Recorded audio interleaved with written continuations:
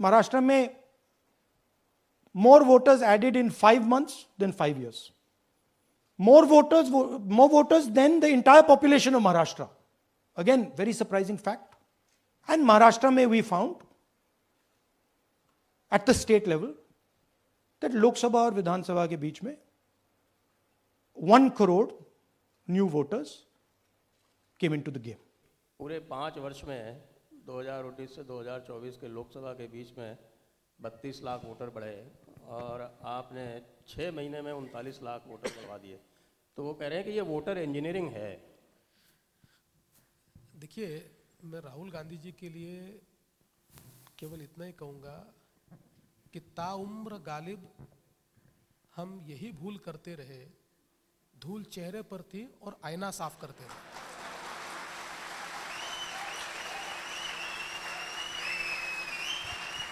ये जब तक राहुल गांधी जब तक ये समझेंगे नहीं कि जनता ने उनका साथ छोड़ दिया है, तब तक इसी प्रकार से हारते रहेंगे। वैसे देखिए, कभी कभी आपके साथ कौन होता है ये भी बहुत महत्वपूर्ण होता है। अब आप प्रेस कॉन्फ्रेंस करने के लिए संजय राउत को साथ में लेकर बैठोगे तो ऐसे ही विचार आने वाले हैं। हालांकि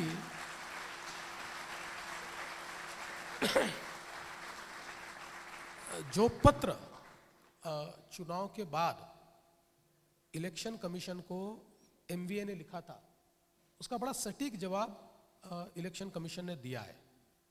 लेकिन राहुल गांधी जी की एक खासियत है, आप कितना भी सत्य उनके सामने कह दीजिए, वो देखते नहीं है उसकी ओर, वो अपनी बात को कहते रहते हैं। वो नैतिक विजय में हाँ, बस वो यानी दूसरे इल्यूशन में रहने वाले मुन्ना भाई एमबीबीएस है ने हमारे राहुल गांधी जी है। तो अगर इलेक्शन कमीशन का हम लोग उस पत्र को देखें तो ये बात सही है कि कुल मिलाकर 40 लाख वोटर बढ़े और करीब 9 लाख वोटर कम हुए। अगर आप इसका मोटा मोटी हिसाब देखें, मोटा मोटी हिसाब, तो महाराष्ट्र की हर कॉन्स्टिट्यूएंसी में करीब 12-13 हजार वोटर बढ़े, करीब 3-4 हजार वोटर कम हुए। और अब ये कौन से वोटर बढ़े, तो इसका भी विश्लेषण इलेक्शन कमीशन ने किया है।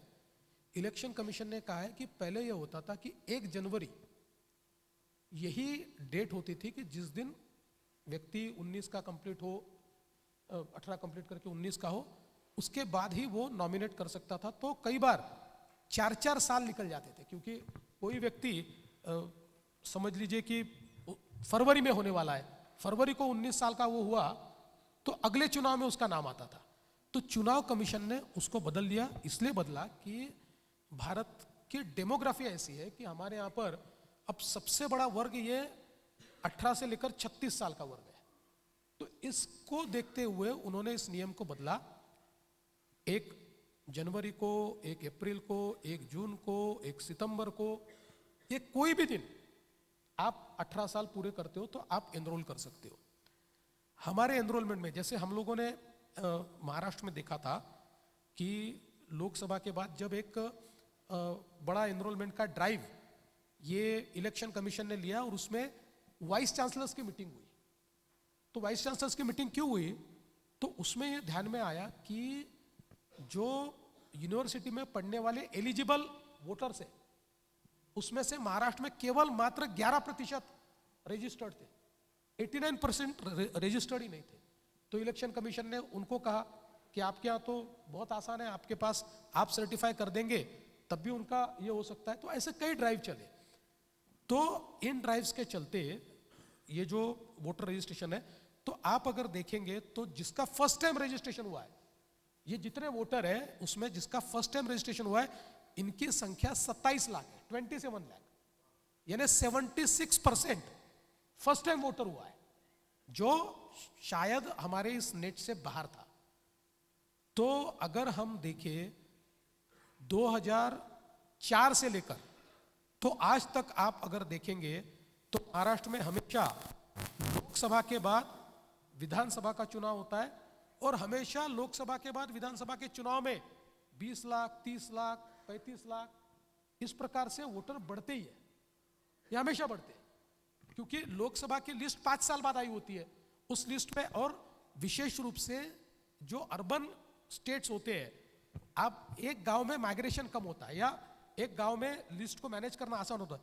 अर्बन सिटीज में लोग एक मोहल्ले से दूसरे मोहल्ले में किराएदार चला जाता है, तो उसकी कॉन्स्टिट्यूएंसी बदल जाती है, तो उसका नाम, कई नाम हमने, मतलब जब लोकसभा का चुनाव हुआ, लोकसभा के चुनाव के बाद ऑन रिकॉर्ड देखिए, हम लोग एक डेलीगेशन लेकर दिल्ली में इलेक्शन कमीशन में गए और हमने उनको कहा कि देखिए इतने लोगों के नाम नहीं है, इलेक्शन कमीशन ने जिस प्रकार से रजिस्ट्रेशन करना चाहिए नहीं किया है। क्योंकि आपने भी टीवी पर देखा होगा, लोकसभा के समय लोगों ने इंटरव्यू दिए कि हमारे नाम नहीं है, हमारे नाम गायब है, हमारे नाम नहीं आए, हमारे नाम गायब है, तो वो सारे लेकर हम गए।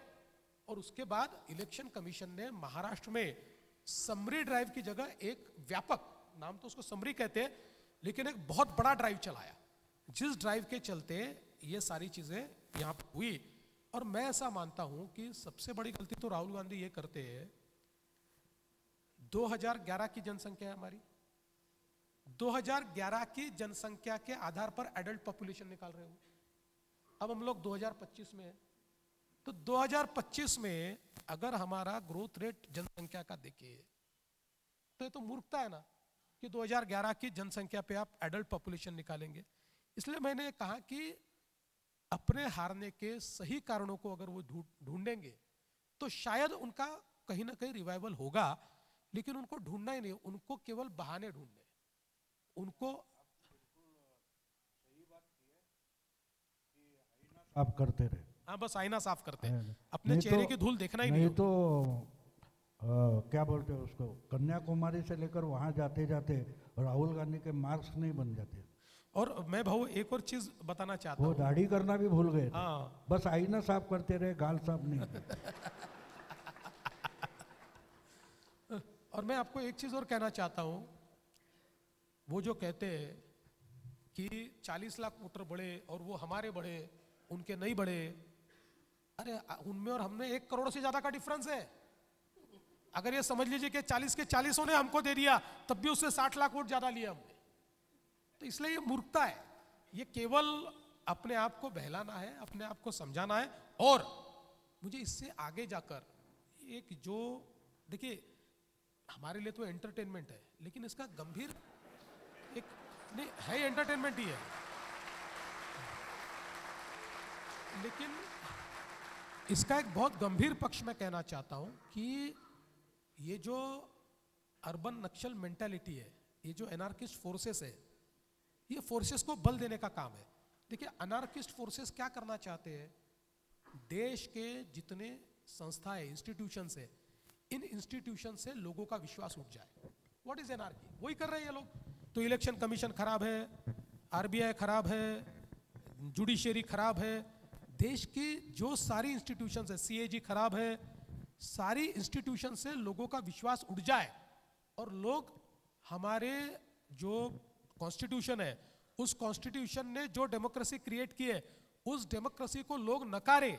इस प्रकार का जो एक एनार्किस्ट फोर्सेस का, अर्बन नक्सल्स का एक जो प्लान चल रहा है, उस प्लान को बल देने का काम राहुल गांधी जब इस प्रकार की मूर्खतापूर्ण बातें करते हैं तो उसको बल मिलता है।